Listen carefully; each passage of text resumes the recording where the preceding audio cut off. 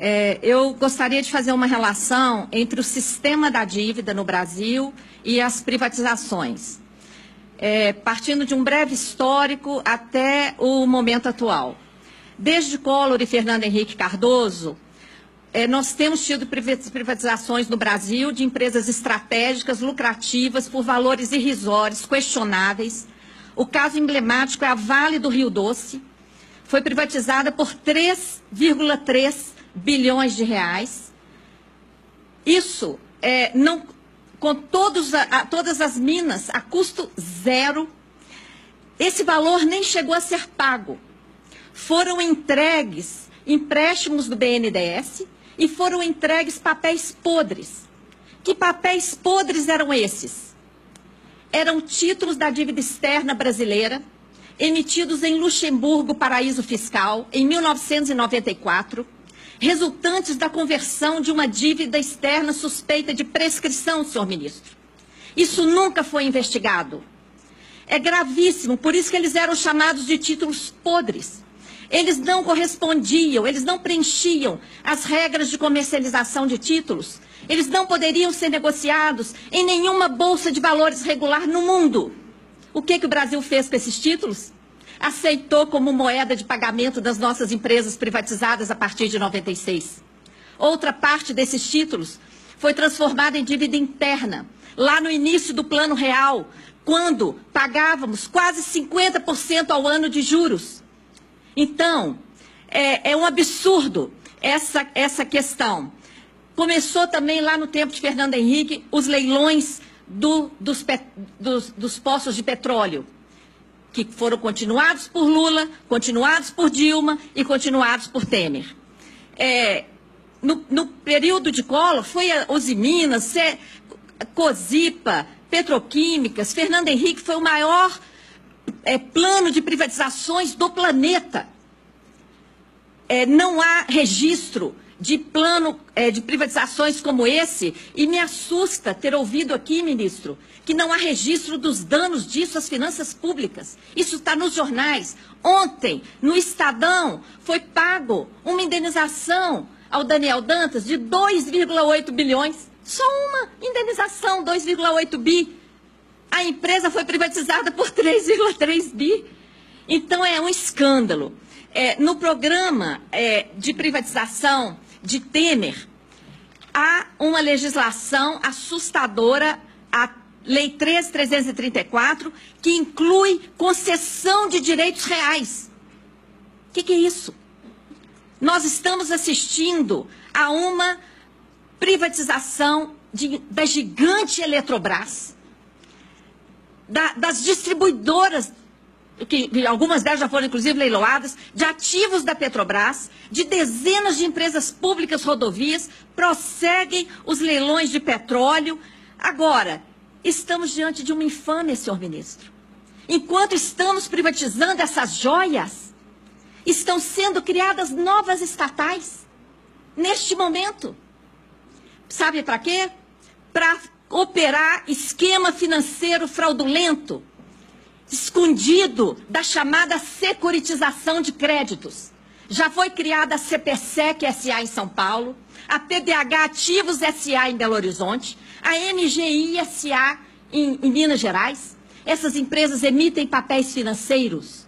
Esses papéis financeiros possibilitam a geração de dívida pública disfarçada, que está sendo paga por fora, com desvio de arrecadação tributária. É um escândalo que está acontecendo nesse país.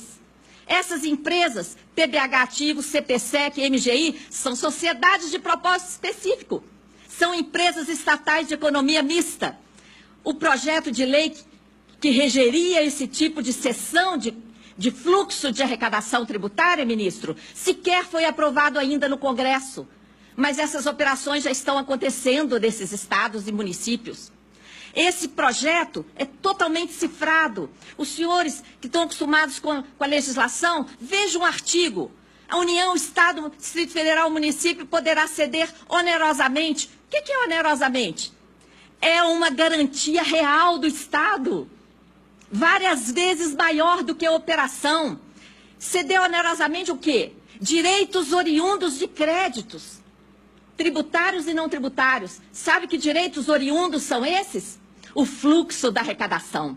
Eu queria ver se esse projeto tivesse escrito: a União, o Estado e o Distrito Federal poderão ceder com garantia real pública o fluxo da arrecadação tributária. Se tivesse escrito dessa forma, isso jamais passaria, mas já passou no Senado. Nós entregamos a cada parlamentar da Comissão de Finanças e Tributação uma interpelação extrajudicial, esclarecendo para eles o que está por trás desse texto cifrado, para que ninguém possa dizer depois que não sabia o que está por trás. Da mesma forma que os ministros aqui do Supremo não vão poder dizer que não sabiam o que está por trás dessas privatizações, depois de tantos depoimentos aqui do pessoal de Furnas, da Eletrobras, de tantos que me antecederam aqui hoje, com depoimentos importantes, falando dos danos patrimoniais, financeiros e morais à nação brasileira que está representando todas essas privatizações. A propaganda por trás desse negócio fraudulento é que isso iria ajudar a acelerar a dívida ativa, a arrecadação da dívida ativa podre. Mentira! A dívida ativa podre só entra nesse negócio para calcular as taxas de administração milionárias. O que está sendo cedido é o fluxo da arrecadação do crédito líquido e certo, sendo gerada uma dívida pública por fora, que não é contabilizada como dívida, mas como venda de ativo. Vários órgãos de controle já se manifestaram contra, mas não adianta, o esquema continua e tudo mais. Qual tem sido a justificativa para as privatizações atuais, senhor ministro? A crise. Que crise? Veja esse comparativo. O conjunto de privatizações de Temer, incluindo Casa da Moeda, que foi temporariamente retirada, mas está lá nessa conta de 44 bi, Eletrobras, etc., a privatização do pacote de Temer somam 44 bilhões de reais. Olha essa notícia da Globo. Em apenas um ano, de 2014 para 2015, o prejuízo com swap cambial, questionável, tem representação da segunda Câmara do TCU sobre a modalidade de swap realizada no Brasil e ninguém olha para isso. Continuam fazendo. 120 bi de prejuízo em um ano, com garantia de variação cambial para bancos especuladores. O que adianta privatizar todo o patrimônio público por 44 bi e em um ano dar 120 bi de prejuízo com swap cambial? Sabe como foram pagos esses 120 bi? Isso foi transformado em dívida pública, ministro. Outro ponto. A relação da política monetária, que gerou essa crise. Tem uma operação no Brasil que remunera a sobra de caixa dos bancos, disfarçadamente de operação compromissada. São 1 trilhão e 200 bilhões esterilizados no Banco Central, atualmente. Gerando escassez de moeda na economia, impedindo a nossa indústria de funcionar, o nosso comércio, impedindo investimentos nas estatais. Esse dinheiro gerou um custo de quase R$500 bilhão nos últimos 4 anos. Nós acessamos os balanços do Banco Central. Foram exatamente 449 bilhões de reais para remunerar a sobra de caixa dos bancos, com a desculpa de controlar a inflação. E eu digo desculpa comprovadamente pelos dados de 2017, porque em 2017 a inflação caiu, o IGPDI deu negativo, o IGPM deu negativo, e essas operações bateram recorde, atingiram em outubro a sua máxima até hoje. O custo da política monetária, ministro, em 2015, juros de 14,25% a taxa básica, quando o mundo inteiro praticava juro próximo de zero ou negativo. Prejuízo de swap, que eu já falei, emissão excessiva de títulos para formar colchão de liquidez, remuneração da sobra de caixa dos bancos, um escândalo que existe no Brasil, remuneração de juros como se fosse amortização, ferindo a regra de ouro constitucional do artigo 67, inciso 3, gerando dívida para pagar juros, que é despesa corrente. Tudo isso fez a dívida interna crescer 732 bilhões em 11 meses de 2015. Foi isso que jogou o Brasil na crise. E aí, depois a dívida cresceu nesse período, 732 bi, não é? Mas os investimentos foram só 9. Isso jogou o Brasil na crise, não é? E aí, depois da crise, eu vou procurar concluir. Depois da crise, aí vem as medidas para justificar a crise.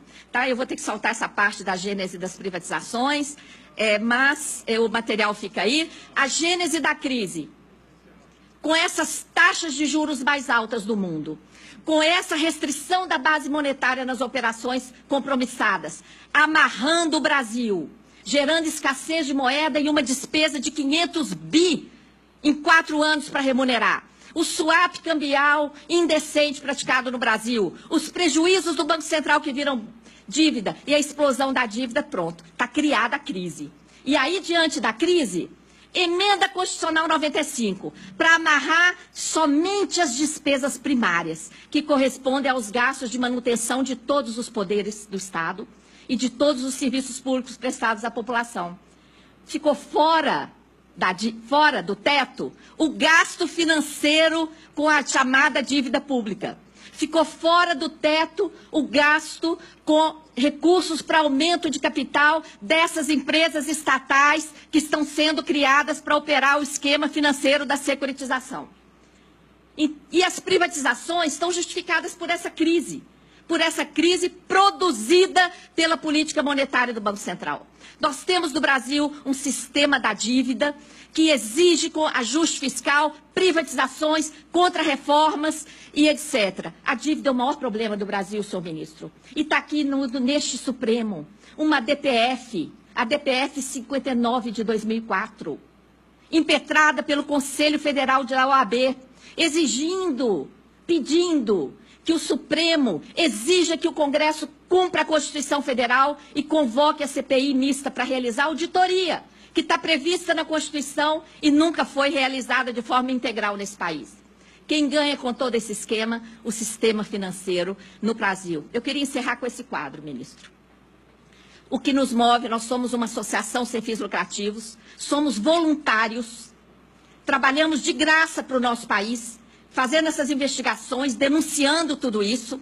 O que nos move é o fato do Brasil ser a 9ª economia mundial, um dos países mais ricos deste planeta, e ter a pior distribuição de renda do mundo. Vergonhosamente, somos o país mais injusto do planeta. Somos o 79º país no ranking dos direitos humanos, segundo o IDH medido pela ONU.